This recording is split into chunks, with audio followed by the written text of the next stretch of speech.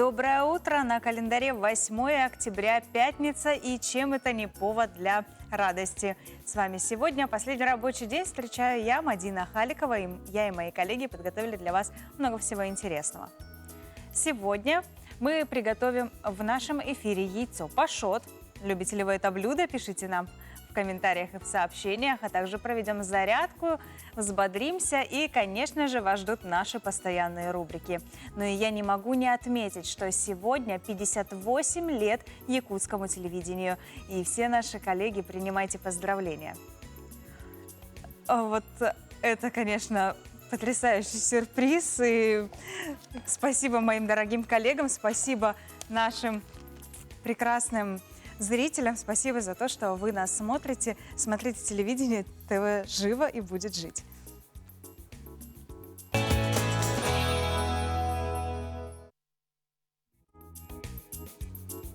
Ну и, конечно же, какое утро без зарядки. Нужно взбодриться, нужно привести себя в форму, но это немножечко позже. А давайте сейчас узнаем, какая погода нас ждет за окном. В центральных районах -2,0, в заречной группе -3, -1. В южных районах столбик термометра опустился до -5, -2 градусов, в Вилюйской группе -6, +1. В западных районах тепло, 0, +1, в Колымын-Дегирской группе Улусов, конечно, похолоднее, -16, -7. В Янских -6, 0, на северо-западе -11, -2. В Якутске температура воздуха на 6 часов утра составила -1 градус. Атмосферное давление 743 миллиметра ртутного столба. Ветер южный 2 метра в секунду. Утром небольшой снег, днем он продолжится. Ветер ночью северо-западный 5-10 метров в секунду. Температура воздуха +1, +3.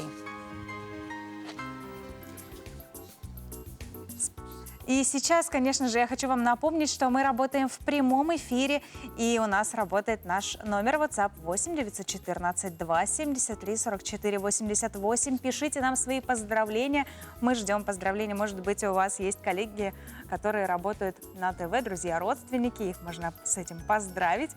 Также у нас есть Инстаграм «Утро Якутии», смотрите нас там, мы всегда выкладываем свежие и актуальные новости. Ну а также хочу вам сказать, что одна из интересных новостей. Эксперты рассказали, что самые покупаемые в России автомобили стали «Лада Веста». Почему все пересаживаются на отечественные автомобили, расскажем в наших новостях. Передаю слово в информационную службу.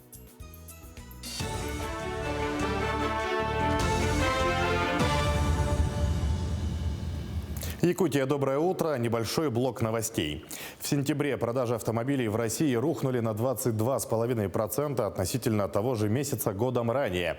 Аналитики прогнозируют дальнейшее падение продаж. Негативный тренд, по мнению экспертов, связан с нехваткой автомобилей на рынке, сокращением производства и глобальной нехваткой полупроводников, а также новыми вызывающими опасения факторами: энергетическим кризисом в Китае и Великобритании, ростом стоимости сырья и прочими проблемами. Также названы самые популярные среди россиян автомобили. Лидером рейтинга стала модель «Лада Веста». На втором месте Kia Rio, а на третьем Hyundai Solaris. В списке не оказалось ни одного автомобиля на электродвигателе. Самозанятые за время с момента введения специального налогового режима заработали более 620 миллиардов рублей. При этом уплатили в бюджет около 20 миллиардов, а их количество превысило 3 миллиона. Об этом сообщили в Федеральной налоговой службе и Минфине. При этом ежедневно самозанятые зарабатывают порядка 1,5 миллиардов, а средний размер их чека равняется 1330 рублям. Сумма уплаченного самозанятыми налога к началу октября составила около 20,5 миллиардов рублей. Власти ожидают кратный рост числа самозанятых до конца десятилетия. Переносимся в наш регион. В 7-й школе Мирного открыли цифровой класс. Он предназначен для детей, которые хотят больше знать о программировании. В цифровом классе для детей подготовили планшеты, на которых они могут сами придумать дизайн плакатов, например, для математики. Оборудована доска и для преподавателей. Всего в учреждении запустили 37 образовательных порталов, как для учителей, так и для учеников. Сейчас школа работает над тем, чтобы на выходе получить современного выпускника, который умеет получать нужную информацию и разбираться в IT-технологиях. Мы сделали очень большой шаг вперед. Мы выиграли грант гражданских инициатив, за что огромное спасибо нашим родителям, они нас поддержали. Мы выиграли 2 990 000. Конечно же, оказала поддержку управление образования, администрация нашего района. Вот. Данный грант мы выиграли в рамках именно развития центра «Навыки 21 века», который касается не только детей, учителей, то есть всей сообщности такой учительской нашей, то есть повышение курсов квалификации. Проект ведущего библиотекаря краеведческого отдела Амгинской централизованной библиотеки Вероники Стручковой «Вы услышите меня сквозь столетия» выиграл грант Фонда президента. Проект стартовал в 2012 году. Он представляет из себя аудиокнигу, куда входят аудиозаписи живых голосов, песен, произведений известных и талантливых поэтов, песенников Амгинской земли. В настоящий момент выпущены 14 аудиокниг. Отметим, что в названии каждой аудиокниги присутствует слово «Амга». Этим летом проект выиграл грант Фонда президента на сумму 500 000 рублей. Летом я участвовала. Недавно я стала победительницей. Мой проект выиграл, поэтому я дальше буду работать и буду записывать дальше своих творческих людей с Амги. Поэтому проект продолжается, и на сумме на этот проект я выиграла 500 000 рублей. И все это средства, на эти средства я буду, дальше будем покупать микрофоны, раз по смете то, что нужно в этом проекте. Жители России чаще всего в магазинах приобретают свежие овощи и фрукты, молоко, хлеб, мясо, сыры, минеральную воду, макаронные изделия, крупы и сладости. Об этом свидетельствуют данные исследования одного из онлайн-сервисов по доставке. При этом в текущем году россияне стали реже покупать яйца и шоколад. Кроме того, увеличились продажи полуфабрикатов на 1%, а майонез, пельмени, манты и вареники стали покупать больше на 2%.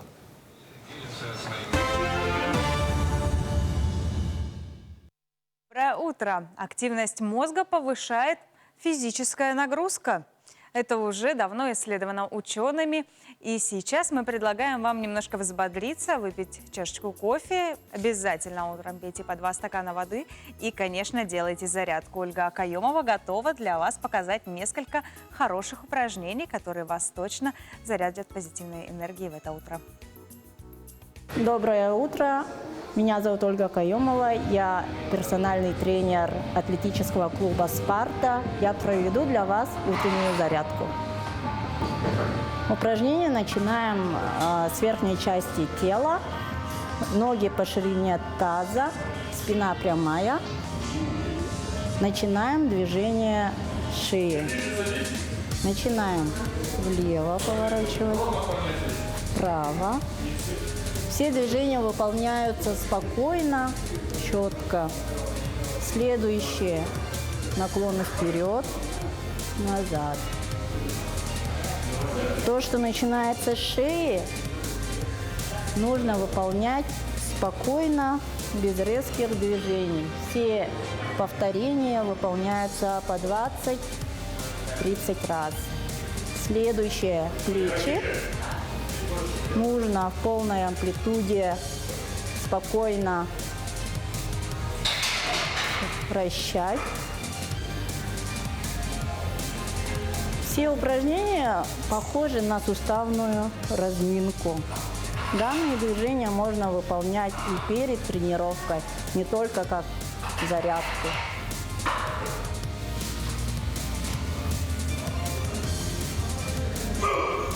Дальше. Грудной отдел. Спина также прямая. И сворачиваем. в сторону, в левую сторону.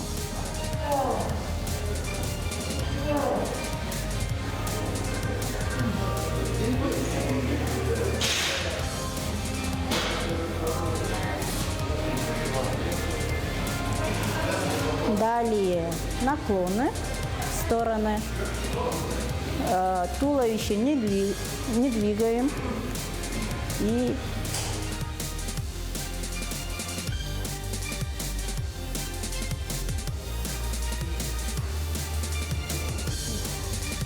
дыхание спокойное.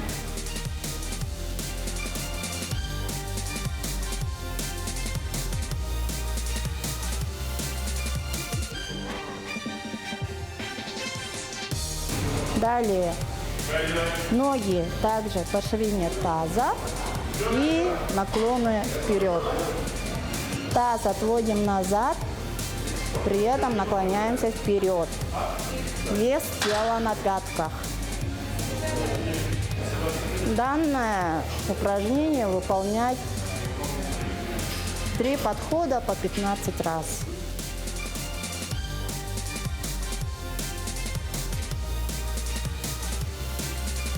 На этом наша зарядка закончилась. Хорошего дня! Сегодня и завтра в Якутске пройдет ярмарка московской недвижимости.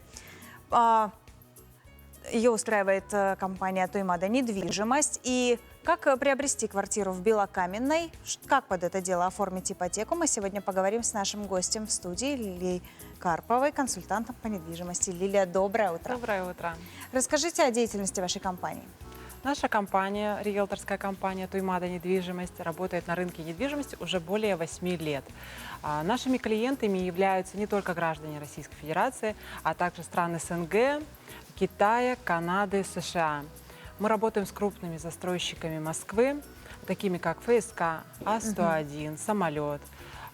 К нам приезжают представители застройщиков ежеквартально. Мы проводим ярмарки недвижимости, московской недвижимости.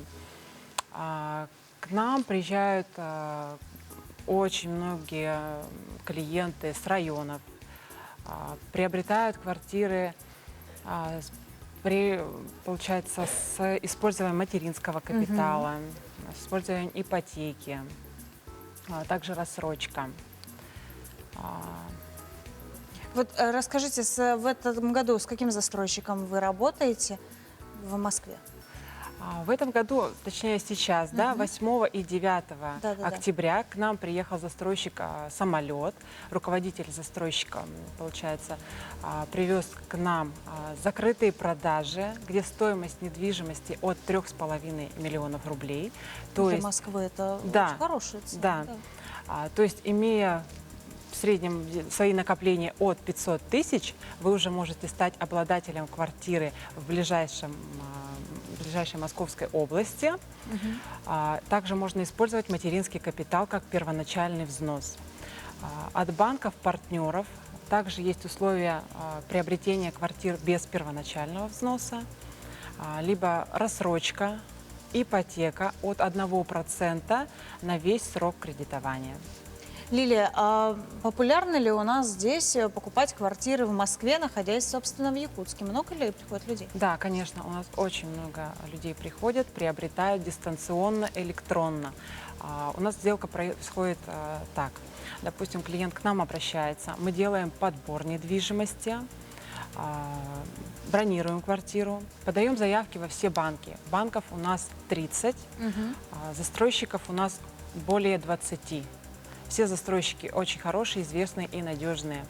Тем более сейчас мы все работаем по федеральному закону 214, то есть через эскроу счета. Да. Застройщик не получает сейчас напрямую деньги дольщика, то есть только после ввода дома. Вот. Мы подаем заявки во все банки, выбираем лучшие условия для нашего клиента, оформляемся, подписываем договор долевого участия, отправляем на регистрацию права собственности в Росреестр. Это все делается электронно. Наши клиенты получают полное сопровождение от нашего агентства от подбора до получения ключей. Насколько, вот вы уже упомянули, что есть escrow счета, насколько вообще безопасны такие сделки, потому что люди, ну, все-таки вкладывают большие деньги в недвижимость. Насколько вот это все-таки не страшно им, и как вы объясняете, что можно доверять компаниям и застройщикам? Ну, вот это 214 федеральный закон, он работает с 2018 года. Эскроу-счета открываются только в крупных российских банках. Это в основном Сбербанк, Россельхозбанк, Дом РФ, да? Поэтому деньги вам видны в мобильном банке, то есть вы всегда видите, что деньги на месте. Только после ввода дома застройщик получает денежные средства, как вы получили, получается, ключи. Это не первая уже ярмарка. Сколько в среднем, собственно, покупается квартира в Москве вот так дистанционно? Можно сказать, каждая вторая сделка у нас проходит дистанционно, так как немногие могут вылететь в Москву. Ну и застройщики надежные, в принципе, вся информация есть. На этапе долевого строительства или уже готовое жилье? На этапе долевого строительства брать выгоднее, безопаснее, поэтому как бы более ориентир такой. И цена. Расскажите, куда, собственно, обращаться, когда к вам приходить. Вы можете рассказать нашим зрителям, у вас есть такая возможность. Компания «Туймада недвижимость» располагается в LG-центре. Это Орджоникидзе 36/1. Полную информацию вы можете получить, подойдя к нам в офис, либо по номеру телефона 924 760 55 57. Спасибо вам большое, что сегодня пришли к нам в студию. И надеемся, что у вас ярмарка пройдет хорошо, а якутян приглашаем прийти, если вам действительно хочется жить в столице нашей страны. А вот в городском Мирнинском парке проходит зонирование и планирование территорий, в которых в будущем возведут культурные и спортивные объекты. Как это происходит и для чего делается, сейчас расскажем в сюжете. Сейчас навесы как раз вот эти делают, трибуны там будут, площадки. Пока навесы, трибуны, площадки лишь набросаны на бумаге, но в будущем они дополнят самое популярное место отдыха в Мирном. За последние 13 лет он кардинально изменился, и городские власти продолжают преображать место. Мы всегда готовы какие-то предложения еще получить, услышать. Например, на нас вышли экологический центр Алроса, чтобы там организовать аллею экологов. Да, вот они ее начали делать, установили скульптурную композицию с рябинкой, посадили рябины, елочки, вот, ухаживают за ними. Идеи, связанные с озеленением, предлагали некоторые горожане. Считают, в парке обязательно следует посадить вечно зеленые деревья и кустарники, а владельцам животных не хватает боксов, в которых они могли бы выбрасывать пакетики для выгула собак. И это еще не все. Мне, например, не очень устраивает то, что площадка не оборудована на самом деле по стандартам международным. Нет оборудования для уборки нормального, то есть бумажные пакеты, бумажные лопаточки. Вот. И само покрытие площадки. Бетон разрушился на дорожках. Песок с растениями, с семенами обычно посыпают такие площадки. Вот. Этого нет. Для взрослых, конечно, бы вот у нас в Новосибирске у пенсионеров сделаны очень хорошие тренажеры в парках. Сюда можно было бы добавить. Для детей, конечно, побольше бы развлекательных каких-то вот моментов таких, как аттракционы, потому что, ну, скучновато. Мне кажется, Сергей, вот, где стоял, вот, это наши предки там ставили. Мы же это должны знать, откуда мы родом. И наша культура, там все стоит на Сергее. И там даже на рисунке вот есть Сергей. Это тоже что-то значит. И поэтому, мне кажется, Сергей должен быть именно в культурном месте. Привести в порядку зону СРГ недалеко от монумента первооткрывателям алмазных месторождений хотят и городские власти. План развития парка утвержден. Согласно ему, место отдыха поделят на 9 зон. На них построят летний амфитеатр, ротонды, установят перголы. Для детей сделают веревочный парк и детскую железную дорогу. А возле парковки обустроят кафе. Пока в Мирнинской администрации занимаются поиском инвесторов. Постройка всех объектов в первую очередь зависит от финансирования. Предложения по обустройству от жителей принимают в мэрии. К слову, стройка в парке идет и сейчас. Рабочие занимаются возведением спортивной площадки. Напомним, на средства Алроса здесь появится место, где можно будет сыграть в стритбол, пляжный и обычный волейбол, а также позаниматься на тренажерах. Карина Лопатина, Кирилл Шолохов, Александр Еремин, телеканал «Алмазный край». Как же приятно смотреть такие сюжеты и понимать, что Родина наша преображается и становится больше комфортных мест для прогулок и для просто хорошего времяпровождения. А вот я хочу вам задать вопрос. Что вы любите есть на завтрак? По опросу большинство россиян предпочитают на завтрак есть яйца.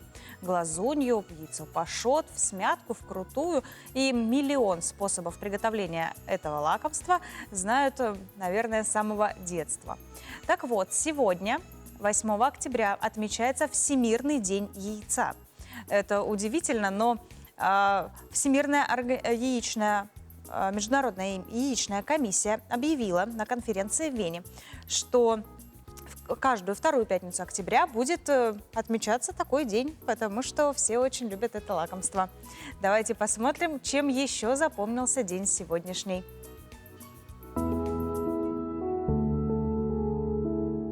На календаре 8 октября и в этот день празднуют Всемирный день яйца, День командира наводного, подводного, воздушного корабля ВМФ России, День танкиста в Армении. По народному календарю в этот день православные люди отмечают память величайшего подвижника Сергия Радонежского. Согласно поверьям, он совершил множество чудес. Люди приходили к нему для исцеления. В этот день русские люди рубили капусту. Опытные хозяйки знали, что солить капусту нужно с первыми заморозками. Засолкой занимались всей семьей. Приметы на Сергея сулили об установлении зимы. Если наступающей ночью выпадал первый снег и погода стояла ясной, то и 3 последующие недели должны были быть такими же. Наблюдали за ветром. Если он дул с севера, это предвещало холодную зиму. С юга – теплую, с запада – снежную. В этот день корабли Васко да Гамы отправились в обратный путь из Индии. Между Россией и Францией заключен Парижский мирный договор. Состоялся первый в мире футбольный репортаж по радио о матче Словения-МТК. Открыт Государственный Кремлевский дворец съездов. Бурятская АСР провозгласила себя республикой в составе России. Родились в этот день Александр Сибиряков, русский золотопромышленник, меценат, исследователь Сибири. Марина Цветаева, русская поэтесса, прозаик, переводчица. Полина Осипенко, советская летчица, одна из первых женщин-героев Советского Союза. Сигурни Уивер, американская актриса, обладательница премии «Золотой глобус». Мэтт Дэймон, американский актер, продюсер, сценарист, лауреат премии «Оскар». Бруно Марс, американский певец, автор песен, музыкальный продюсер, обладатель премии Грэмми. Белла Торн, американская актриса. Именины празднуют Александр, Герман, Евгений, Ефросинья, Максим, Николай, Павел, Прохор, Роман, Сергей, Федор. 8 октября – день поистине праздничный. Сегодня в Якутии отмечают День гражданской авиации нашей республики. И огромную роль в создании якутской авиации сыграл Валерий Ильич Кузьмин. Его именем названа одна из улиц в Якутске. Он настоящий профессионал своего дела, энтузиаст и человек, который совершил настоящую революцию. О жизни и работе этого выдающегося человека расскажем далее.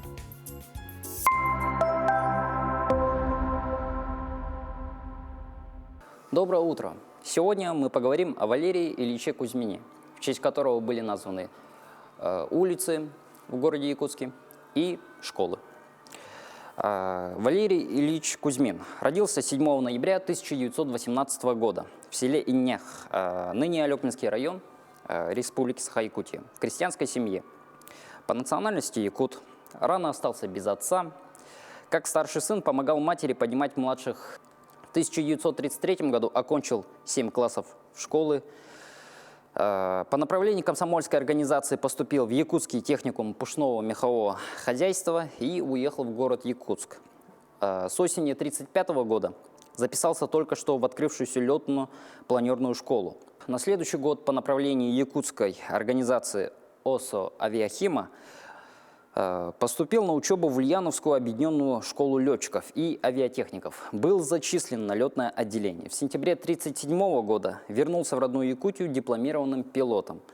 Таким образом, он стал первым летчиком в Якутии. Некоторое время работал в поселке Незаметный, вскоре переименованный в город Алдан.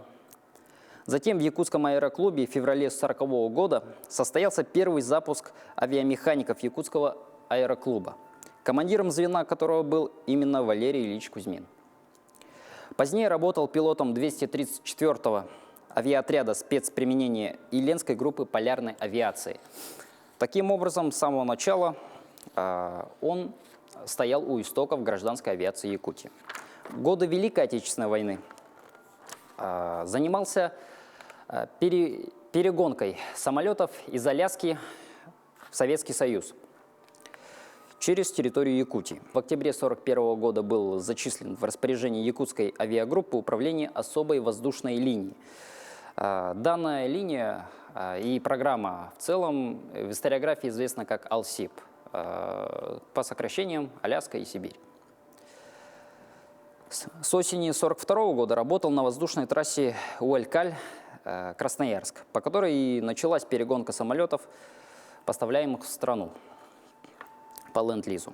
В 1943 году стал вторым пилотом самолета Си-47 8-го транспортного полка 1-й краснознаменной перегоночной авиадивизии. В послевоенные годы принимал активное участие в освоении побережья Северного Ледовитого океана, в разведке алмазных месторождений на западе Якутии. Продолжал работу в гражданской авиации Якутии командиром воздушного корабля С-47 и в 14-м транспортном авиаотряде. В 1951 году окончил курсы усовершенствования начальствующего состава ГВФ и принимал руководящие должности в 139-м Якутском летном отряде. В начале 50-х годов стал командиром авиаэскадрильи. Подразделение обеспечивало потребности республики в авиатранспортных услугах, одновременно шла подготовка летных специалистов, которых из года в год становилось все больше, и во многом благодаря стараниям Валерия Ильича Кузьмина. Как летчик, хорошо зарекомендовавший себя на руководящей работе, в феврале 1962 года был утвержден командиром 248-го авиаотряда, объединенного с аэропортом Нижние Кресты управления полярной авиации. В 1963 году был назначен командиром Нижнеколымского авиапредприятия полярного управления ГВФ. В середине 1960-х годов стали поступать новые турбовинтовые самолеты, и в марте 1965 года Валерий Ильич добивался освобождения от должности руководителя авиапредприятия, чтобы заняться освоением новой техники. В 1969 году возглавил Якутское управление гражданской авиации. Под его руководством была произведена замена огромного парка морально устаревших поршневых самолетов на современные турбовинтовые и турбореактивные лайнеры Ан-24, Ан-26, Ан-12, Як-40. Расширена также была география полетов. Шла активная подготовка производственной базы и персонала для приема самолетов первого класса Ту-154, Ил-76. Указом Президиума Верховного Совета СССР от 9 февраля 1973 года за выдающиеся достижения в выполнении плановых заданий по авиаперевозкам, применению авиации в народном хозяйстве страны и освоению новой авиационной техники Валерию Ильичу Кузьмину присвоено звание Героя социалистического труда. В течение 12 лет плодотворно руководил Якутским объединенным авиапредприятием до ухода на пенсию в июне 1981 года.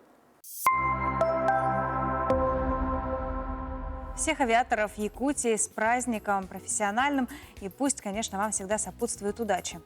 А вот я хочу рассказать, что любое произведение искусства вдвойне интереснее, если ты знаешь его историю. В нашей сегодняшней рубрике «Музейный гид» мы подготовили не только знакомим вас с экспонатами художественного музея, но и интересные их истории. Давайте посмотрим. Гость мастерской. Мы видим уголок мастерской, который пишет Марьяна Михайловна. Кстати, мастерская ей досталась от известного художника Илья Сивцева. И мы видим и картины, развешанные на стене, и картины, которые стоят возле стены, которые ждут своего триумфального часа, такого торжествующего на выставке. И любимые, излюбленные старинные предметы – это туиса, чороны, между которых так горделиво затесался заморский фрукт, который очень красиво гармонирует по цвету с деревом, с туисами, с фикусом стоящим на табурете. Он как бы заявляет: мы все в гармонии, мы все в согласии. Художник исследует традиционные каноны народного искусства, соблюдает неписанное правило созвучия цвета, линий, композиции, формы, ритма. Но, конечно, главенствующее место в картине занимает старинный буфет. Этот буфет когда-то принадлежал художнику Сексею Парникову. И сохраненный, сбереженный художниками, которые действительно умеют видеть красивое в самом обычном, он горделиво, такой рассохшийся, но он горделиво показывает предметы наших народных умельцев. Прежде чем писать этот буфет, Марианна Михайловна задабривала его. Она пекла оладьи, одушевляла этот буфет, кормила его, разговаривала с ним. И буфет покорился, он доверился талантливой художнице и перестал менять цвет между сеансами. Старинный гость мастерской, он очень постепенно приоткрывает свои тайны, приоткрыв дверцы буфета. И пораженная этой картиной журналист, поэт Дана Бубякина написала такие строки. «Старый буфет, потемневший от времени, много он тайн между створок хранит. Воспоминания его долговременны, он с давних пор притяжение, магнит. Сумрачный, крепкий, дубовый, некрашенный, в дальнем углу исполин вековой, духом пропитан, резьбой изукрашенный, пахнет все так же древесной смолой. Вдруг, как во сне промелькнет наваждение, твердые пряники, сушки и мак, чай со слонами и в вазочках хлипких пряный, пахучий степной пастернак. Запах из детства, сквозь годы, сквозь время, пахнет ванилью, гвоздикой чуть-чуть и ароматом любимого джема. Стоит лишь дверцы слегка распахнуть. Дремлет старинный буфет в одиночестве. Сколько бы были он мог рассказать, только сейчас он, как в давнем пророчестве, может за нами сквозь сон наблюдать. В декабре стартует пилотный проект по оплате ЖКХ услуг через портал госуслуги, а также в планах запустить и оплату счетчиков, и предоставление льгот и различных услуг через госуслуги. Давайте посмотрим. Наш новостной обозреватель Сергей Михедов уже подготовил более подробные материалы.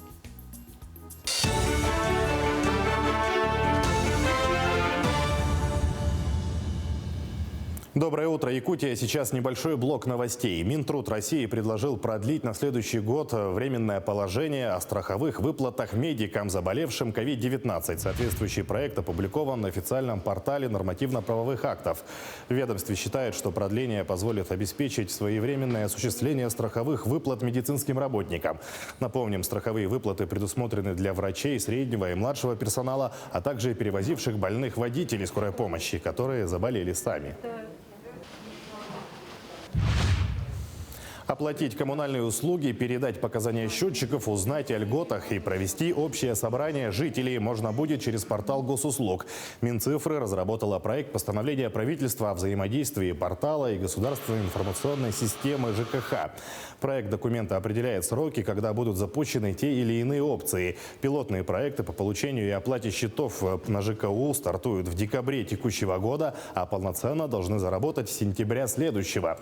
Возможность оплаты счетов через портал госуслуг постепенно расширит круг тех, кто оплачивает квитанции онлайн. Внесение показаний счетчиков в экспериментальном режиме заработает в декабре, а в полноценном в июне 2022 года. Проект «Умные недели» запущен в Якутске. Так, Российское общество знания совместно с АГИКИ организует для студентов института, Якутского художественного училища и Якутского колледжа культуры и искусств арт-школу «Культура и искусство». Мероприятие проходит в очно-дистанционном формате, при этом программа очень обширная. Это и мастер-классы, и лекции, и практикумы, и многое другое. Программа поделена на треки: кино и сценическое движение, танцы и история искусств. Ведут треки приглашенные гости. гости, известные по стране деятели искусства: Александр Новиков-Янгинов, Ната Покровская, Юрий Летючий и члены Творческого союза художников России «Мастер Екатерина». Один из первых проектов, который был предложен, это «Умные недели». Они были организованы и начались с июня месяца. Более чем 60 регионов. На сегодняшний момент в 55 регионах прошли такого рода встречи, которые проходят сегодня у нас здесь, в Якутске. И получилось так, что как раз культура и искусство направление, оно пришлось на сентябрь-октябрь месяц. Ну и, наверное, очень благодатная почва – это Якутия. Крупнейшее сельхозпредприятие Ленского района Батамайское выиграло 2 золотые медали на 23-й агропромышленной выставке «Золотая осень». В Москве отметили самые яркие достижения в области производства высококачественной пищевой продукции. Общество Батамайское наградили 2 медалями высшей пробы за сыры мягкий и твердый ленский, а также сливки высокожирные пастеризованные. На конкурсе представили более 1500 видов продукции со всей России. Как считает руководитель ленского предприятия, полученная награда – это результат слаженной работы всего коллектива. Данная награда, конечно, результат запуска нового молочного цеха в селе Батамай. Это результат слаженной работы нашего коллектива, начиная от доения, заканчивая переработкой. И самое главное, очень большая заслуга нашего главного технолога Ларисы Кимовны Хамархановой. Выражаю огромную благодарность всем тем, кто участвовал в финансировании, в строительстве и в запуске производства и переработки молочных продуктов за строительство молочного цеха в селе Батамай. В Ростуризме предложили обеспечить удобствами хижины и юрты для туристов. Как предполагается, правила вступят в силу в начале следующего года и будут действовать до конца февраля 2028 года для гостевых домов разного формата в сельской местности, к которым относятся гостевые и фермерские дома, сельские хижины, избы, юрты, бунгало, дома рыбака и коттеджи. К ним должна вести дорога с твердым покрытием. Если выполнить такое требование невозможно, об этом должны заранее уведомить туристов.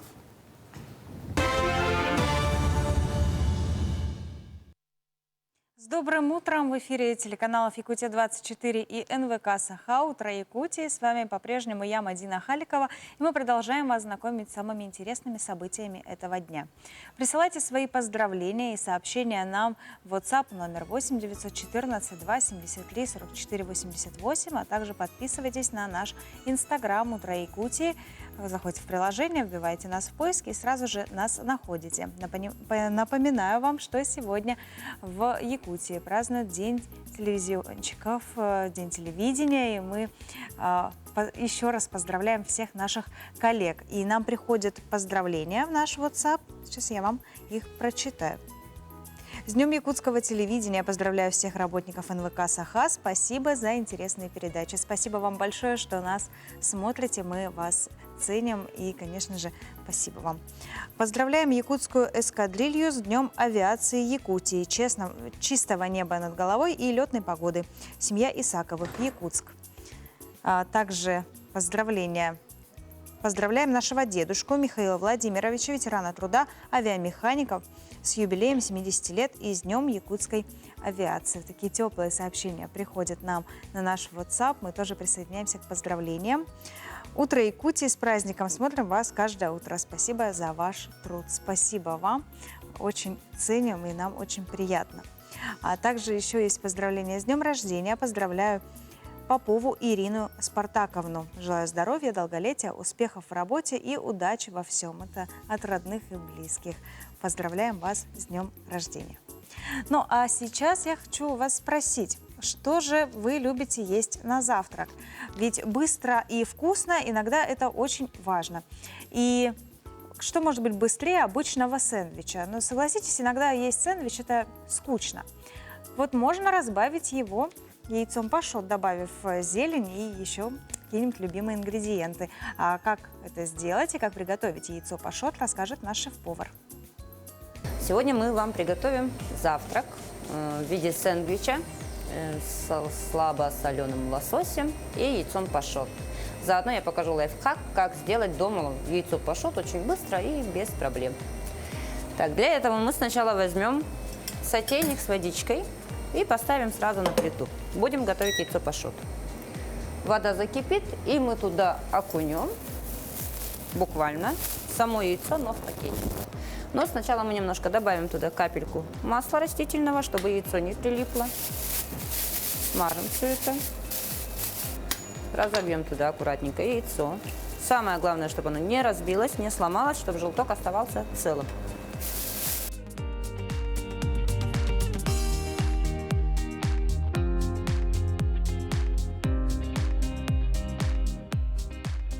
Еще нам понадобится какой-нибудь мягкий сыр. В моем случае это креметта. Можно использовать крем-чиз, можно использовать фету. Любой мягкий сыр, который вам нравится.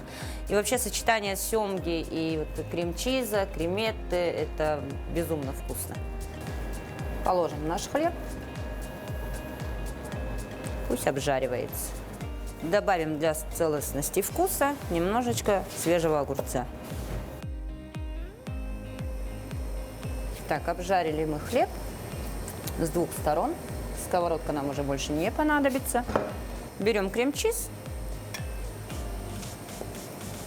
и прям смачно смазываем наш хлеб.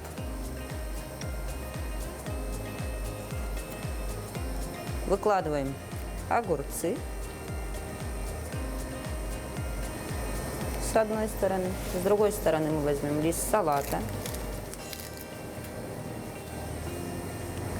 Выложим его красиво. На него мы сложим нашу семгу. Так. И наше яйцо пашот. Очень легко и просто. Можете его положить вовнутрь, можете сверху, как хотите, это все по желанию. Выложим и порежем.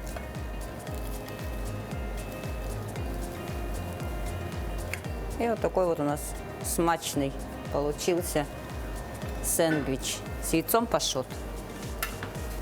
Приятного аппетита! Ну а мы продолжаем. Надеюсь, вы взбодрились. А к такому прекрасному завтраку можете добавить любимый чай или кофе, а может быть и свежевыжатый сок, если вам это нравится. Нам продолжают приходить поздравления всех телевизионщиков Якутии с праздником. Спасибо вам большое. Смотрите нас, мы очень ценим наших зрителей. Антона и Александра поздравляем с днем бракосочетания. Сейчас счастья, любви и ждем первенца, семья Васильевых. Мы вас поздравляем с этим прекрасным днем. Ну а я тоже хочу сказать, что в моей семье тоже сегодня праздник. И у моей бабушки день рождения.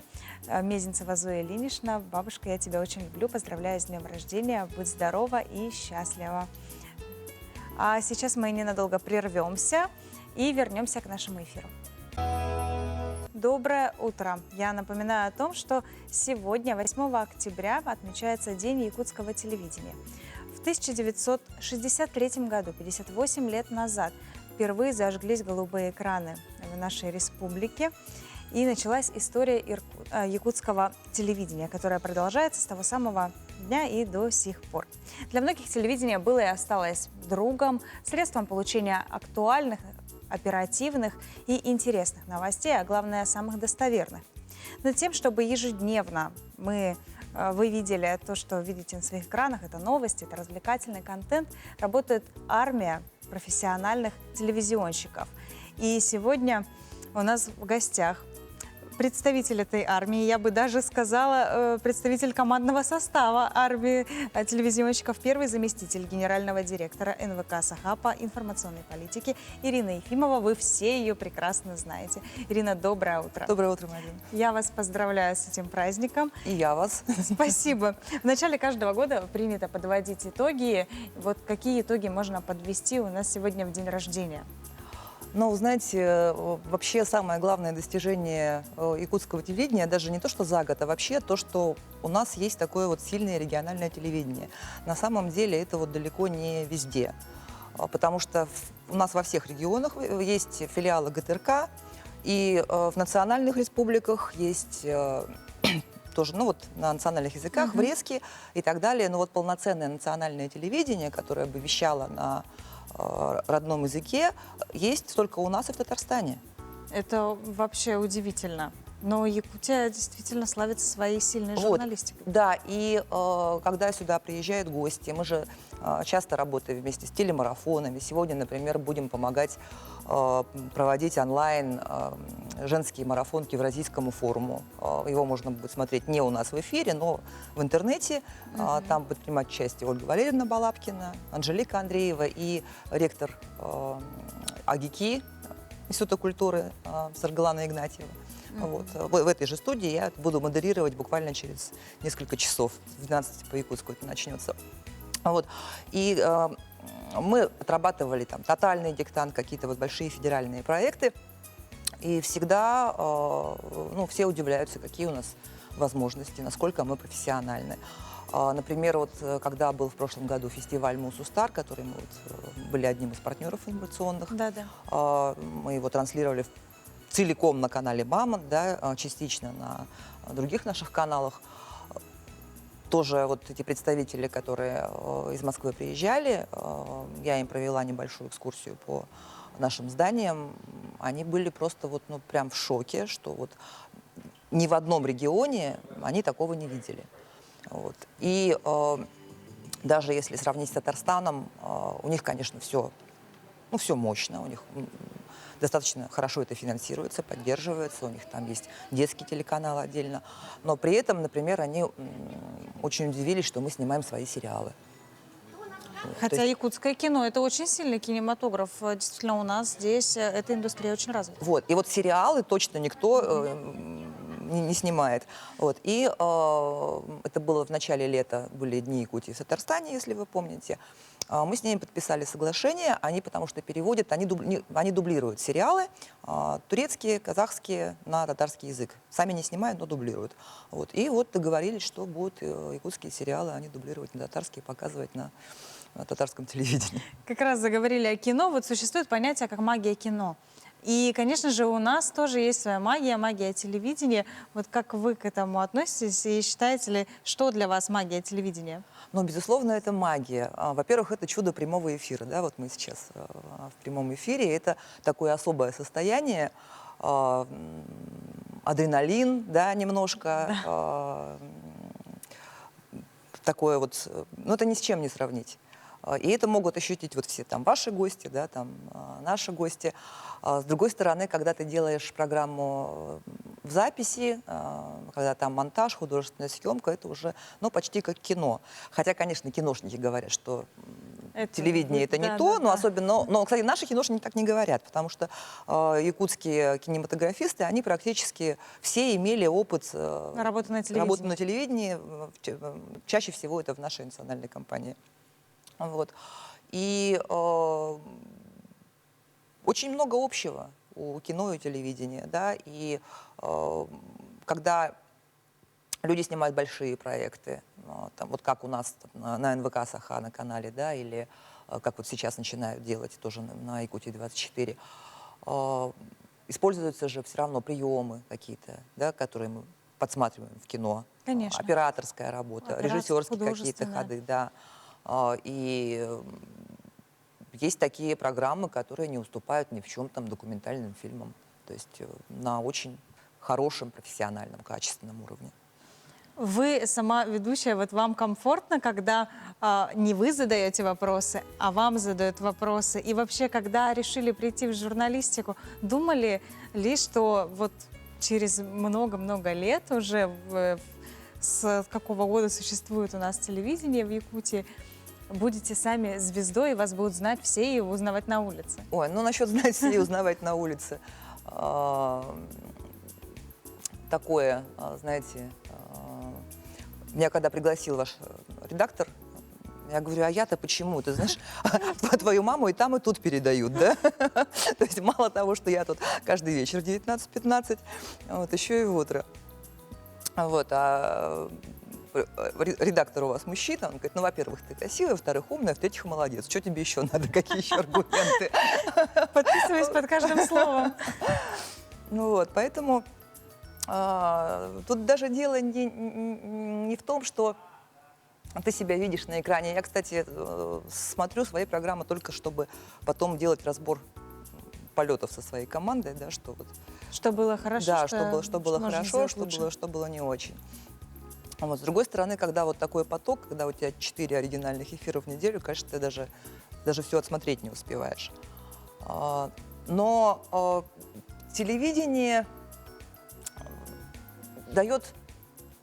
Ну, знаете, телевидение, оно не умрет. Вот, Согласна.